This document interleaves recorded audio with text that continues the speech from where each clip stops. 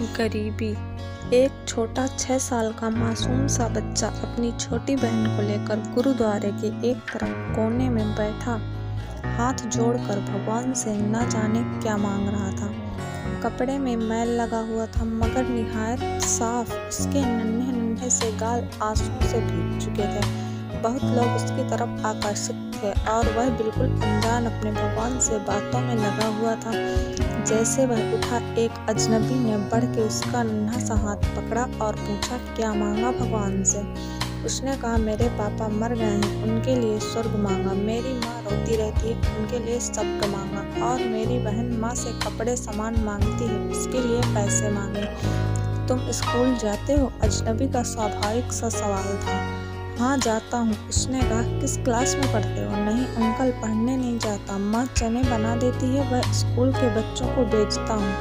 बहुत सारे बच्चे मुझसे चने खरीदते हैं, हमारा यही काम धंधा है। बच्चे का एक एक शब्द मेरी रूह में उतर रहा था। तुम्हारा कोई रिश्तेदार नहीं है क्या? ना चाहते हुए भी अजनबी ने बच्चे से पूछा। पता नहीं, माँ कहती है गरीब का कोई रिश्तेदार नहीं होता। माँ झूठ नहीं बोलती, पर अंकल मुझे लगता है मेरी माँ कभी कभी झूठ बोलती है। जब हम खाना खाते हैं हमें देखती रहती है। जब कहता हूँ माँ तुम भी खाओ तो कहती है मैंने खा लिया था। उस समय ऐसा लगता है माँ झूठ बोलती है। अजनबी ने कहा, बेटा अगर तुम्हारे घर का खर्च मिल जाए तो पढ़ाई करोगे? बिल्कुल नहीं। अजनबी, क्यों? बच्चा बोला, पढ़ाई करने वाले गरीबों से नफरत करते हैं अंकल। हमें किसी पढ़े हुए ने कभी नहीं पूछा, पास से गुजर जाते हैं। अजनबी हैरान भी था और शर्मिंदा भी। फिर उसने कहा, हर दिन इस गुरुद्वारे में आता हूँ, कभी किसी ने नहीं पूछा। यहाँ सब आने वाले मेरे पिताजी को जानते थे मगर हमें कोई नहीं जानता।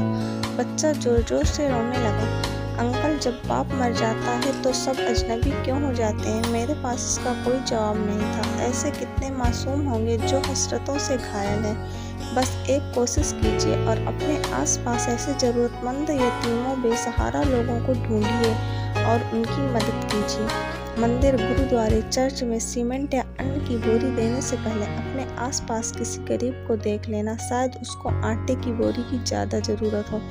कहीं इसे बच्चों को अपना भगवान मिल जाए। कुछ समय के लिए एक गरीब बेसहारा की आंख में आंख डाल कर देखें। आपको क्या महसूस होता है? भगवान सबकी सोच को बदले। सभी जीवों में भगवान की आत्माओं का वास है। चाहे मनुष्य या जीव जंतु, समझने का प्रयास करें। मालिक सबको देखता है। सबके लिए अच्छे कर्म करने का प्रयास करें।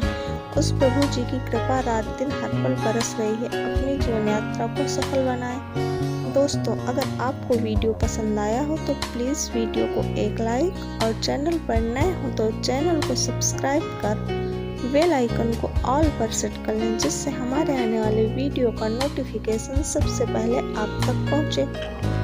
और कमेंट में बताएं कि आपको हमारी कहानी कैसी लगी और ऐसी कहानी देखने के लिए चैनल को सब्सक्राइब करें। Thanks for watching.